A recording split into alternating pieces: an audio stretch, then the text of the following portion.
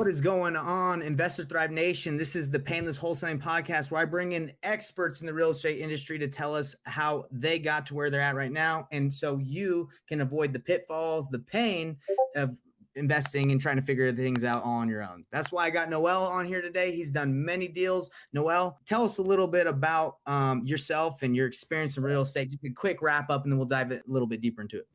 Real fast. Born in Philadelphia. I'm a former pro athlete, former scientist, and turned full-time real estate investor by being laid off during the Great Recession. And so I've acquired now $7 million worth of real estate personally that I own. And then as a GP, I'm over 15 million. Wow.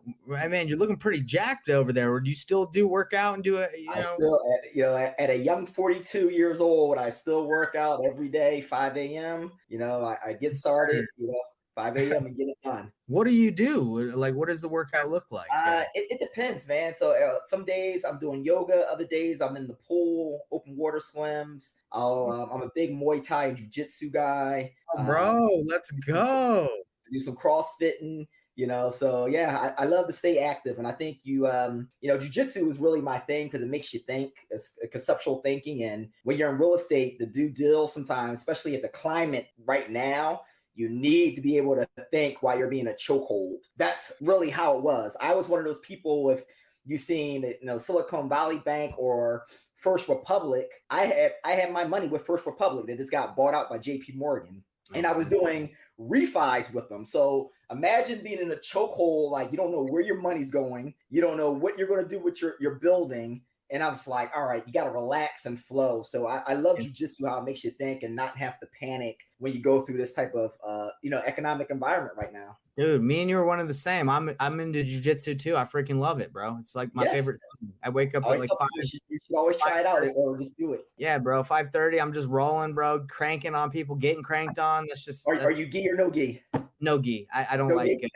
Yeah. Do you do gi? I do both, but I normally I'll do just because I want to stop all of the scratches. I'm done gi.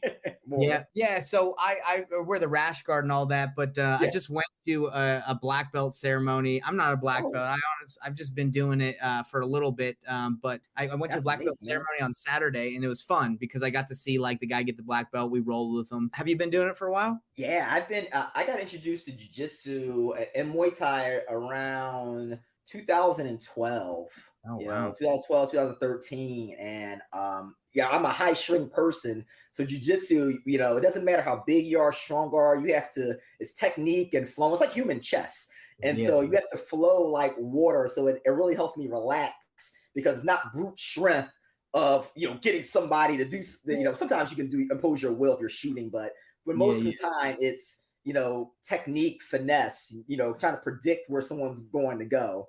So I love that about it. And what are you a certain belt level yet? I'm a blue belt. Bro, so cool. Yeah, so when I wrestled all throughout high school and a little bit in college, so I had that background, and then I got into jiu-jitsu about like 2 years ago. And when I first started, I was like going balls to the wall, like just trying to crank on people and just like, and they were just like, using their momentum and just moving me Kazushi. And I was like, what is going on? Now, 2 years later, I'm like barely even trying, bro. Like I'm just like following people. It feel like I don't even have to work that hard, to be real. It's amazing. It's fun. So Yep. That's awesome, man. Yeah.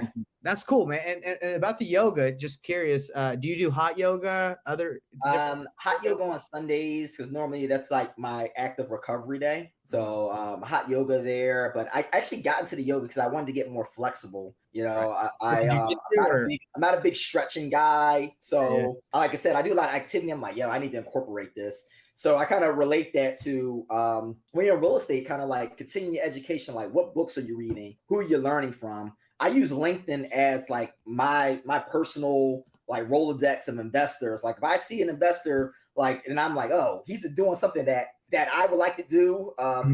Perfect example. This morning I was on a call and the guy was doing a crowd fund. And I was like, I've never done a crowd fund, how to set it up. And I was like, listen, let me get some free labor. I just want to shadow how you're putting together, how you're doing your distributions. I just want to learn how this is coming together.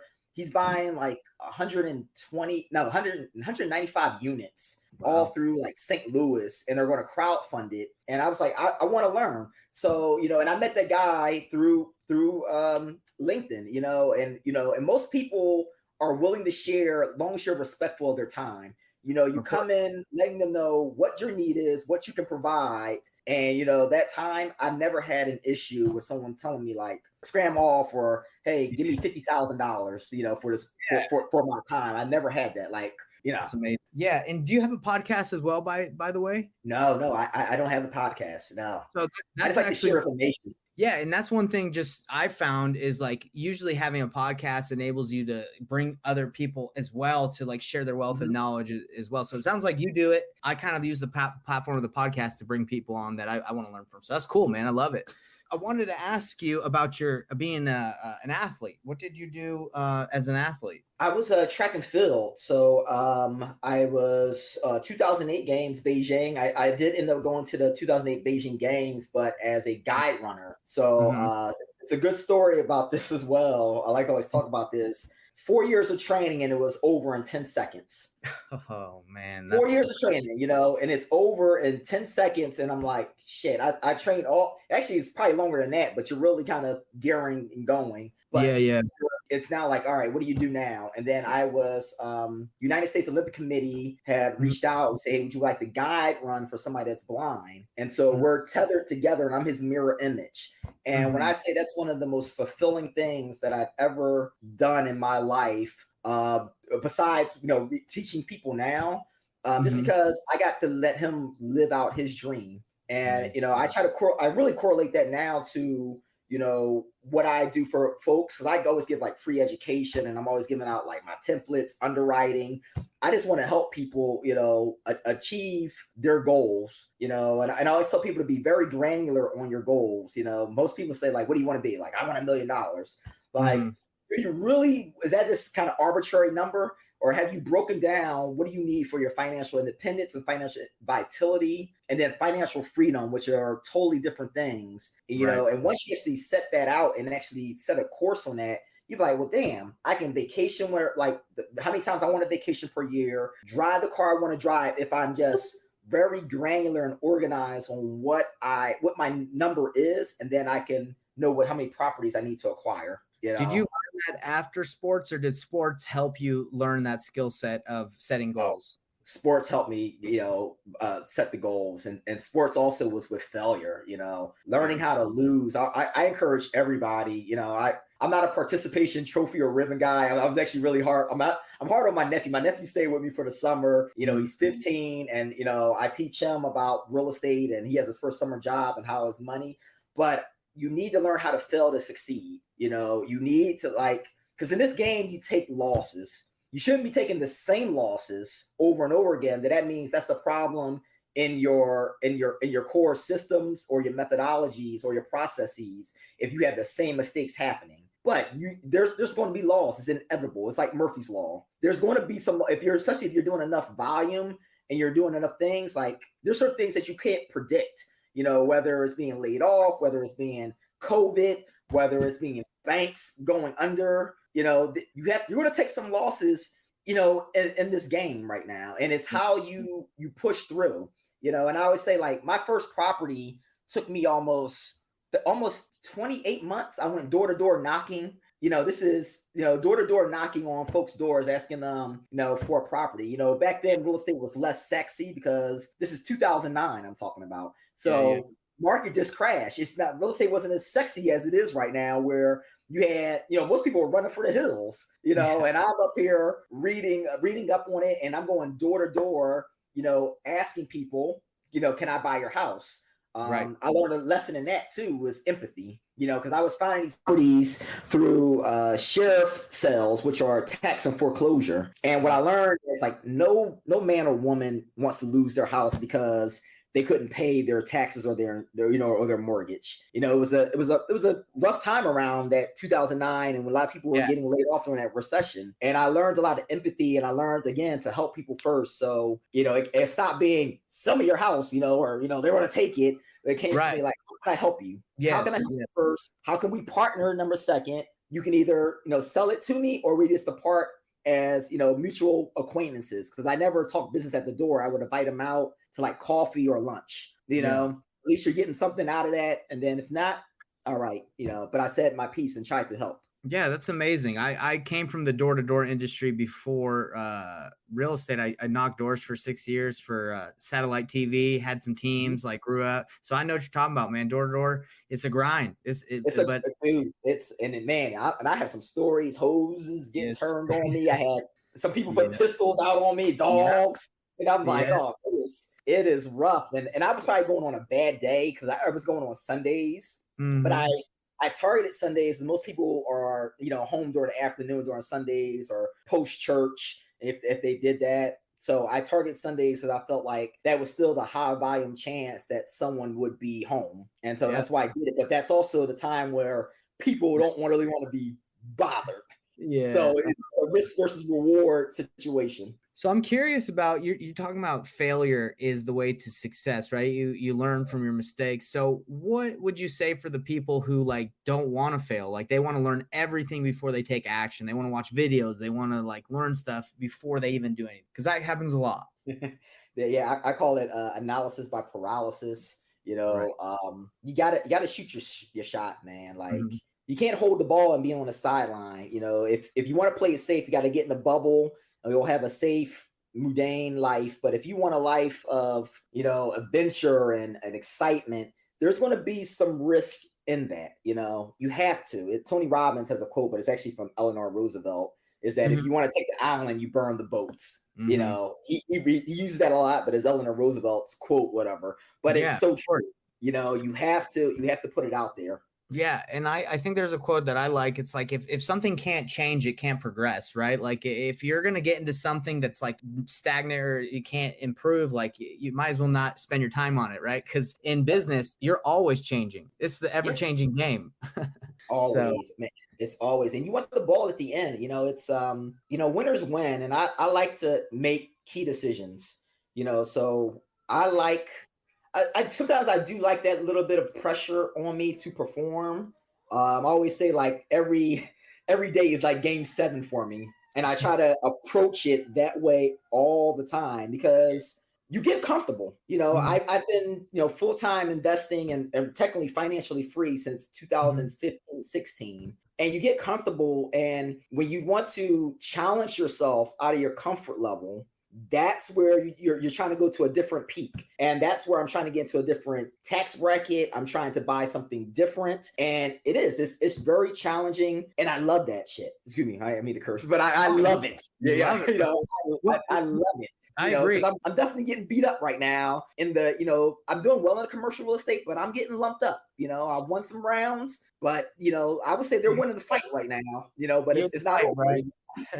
Well, dude, I think it's amazing because, like you said, you've reached a point where, like, we talk. At least I hear a lot of people like, "Hey, once I retire, I'll be good." But like, look, then what do you have to strive for, right? What do you got to live for? So it's really cool to see someone like you where it's like, hey, man, I've kind of got to that point where you could say, hey, I'm good, but every day it's game 7 because that's how I keep going and keep having fun and keep striving. And that's a good place to be. I don't think you ever want to be, like I said, if you're not changing, you're not progressing, right? You always got to be improving. So that's so cool. So for the listeners that are tuning in, I think we talked and they've got a lot of good value so far, but if they're in a job right now, if they got a W-2 and they want to get into real estate, can you give them just like one key advice, one thing that they can implement after listening to this that they can do?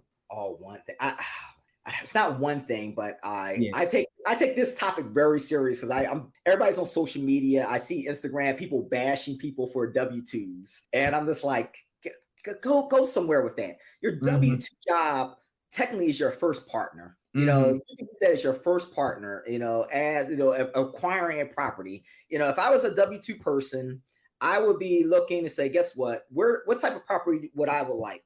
If it's me, I'm saying I can qualify for a NACA loan, which is like under 5% down. You can go up to quads, or an FHA loan where you can go up to quads. And I'm leveraging my W-2 to actually qualify for this and move in acquire it, put the money, rinse and repeat again. You know, there's some companies, like I was allowed, when I was at GSK, I was allowed to borrow from my 401k already and place it into real estate deals. And so I was doing that as well. Another option for W-2 people, self-directed IRAs. You know, you don't have to put your money into the company's 401k. You know, I would say if they're matching, go ahead. But if they're matching, you should know, when are you vested? Because if you're switching jobs every 2 to 3 years, but they're saying you need to be there more than 36 months to actually get that to be vested, and you're switching jobs 2 years to climb up the ladder, then I wouldn't put my money in there. I'll put it in a self-directed IRA, and I'm investing in real estate through my self-directed IRA.